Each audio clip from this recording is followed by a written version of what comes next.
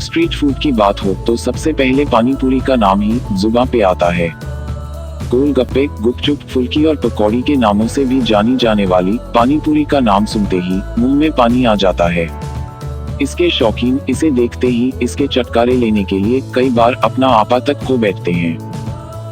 इस वीडियो में हम आपको पानी पूरी की हिस्ट्री से जुड़े 2 लेजेंड्स के बारे में बताने जा रहे हैं। तो आइए इनके बारे में थोड़ा मुफ्त का ज्ञान ले लेते हैं। पहले लेजेंड के अनुसार पानी पूरी की शुरुआत मगध क्षेत्र से हुई थी। प्राचीन भारत के 16 महाजनपदों में से एक यह साम्राज्य पश्चिम मध्य बिहार में गंगा नदी के किनारे स्थित था। मगध और इसकी राजधानी पाटलिपुत्र का उल्लेख ग्रीक यात्री मेगास्थनीज और चाइनीज तीर्थ यात्रियों फाहियान और ह्यूनसेन की ट्रैवल डायरीज में उपलब्ध हैं।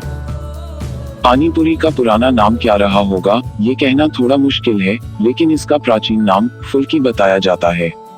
ऐसा माना जाता है कि पानीपुरी पहली बार मगध में तब बनाई गई थी जब इस क्षेत्र की कई स्पेशलिटीज जैसे पिट्ठू, तिलबा, चिवड़ा इत्यादि विकसित हो रही थी। इसकी खोज करने वाले शख्स कौन थे यह बात शायद कोई नहीं जानता, लेकिन अगर हमें उनके बारे में पता होता तो आज हम सब उनका धन्यवाद कर रहे होते। पानीपुरी का दूसरा लेजेंड इस स्ट्रीट फूड के ओरिजिन को महाभारत से जोड़ देता है। इस लेजेंड के अनुसार पानीपुरी वो पहली चीज थी जिसे द्रौपदी ने 5 पांडवों के लिए बनाया था। कहा जाता है कि जब नई नवेली द्रौपदी 5 पांडवों से ब्याह रचाकर घर आई तो कुंती ने उनकी परीक्षा लेने का मन बनाया। कुंती ने द्रौपदी से कहा कि उसे भोजन बनाना होगा और भोजन ऐसा हो कि 5 पांडव उसे खाकर तृप्त हो जाएं।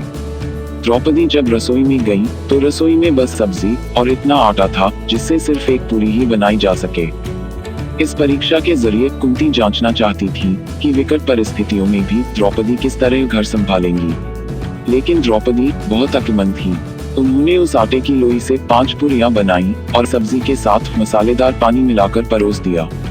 द्रौपदी की इस अक्लमंदी से कुंती बहुत प्रभावित हुई।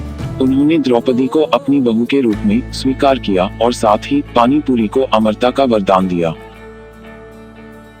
हमें उम्मीद है कि अब आप जब भी पानीपुरी खाएंगे तब एक बार मगध साम्राज्य, द्रौपदी और हमें जरूर याद करेंगे।